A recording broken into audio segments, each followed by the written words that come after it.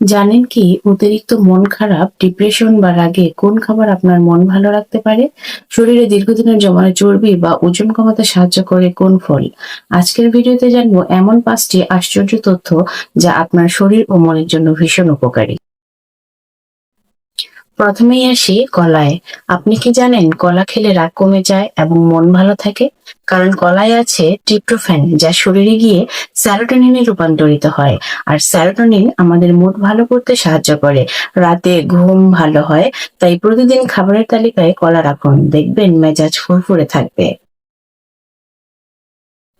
যারা শরীরের অতিরিক্ত চর্বি কমাতে চান তাদের জন্য অসাধারণ একটি ফল হলো আনারস।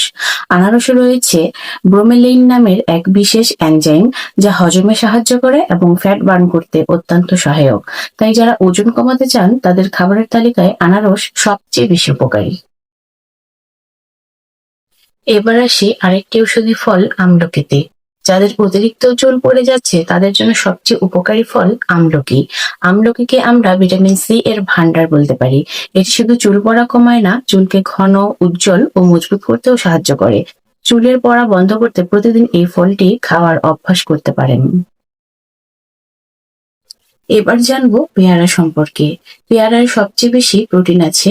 পেয়ারায় প্রচুর প্রোটিন ছাড়াও আছে ভিটামিন সি এবং ফাইবার। নিয়মিত পেয়ারা খেলে শরীরের রোগ প্রতিরোধ ক্ষমতা বাড়ে এবং আপনাকে আরো বেশি কর্মক্ষম করে তোলে।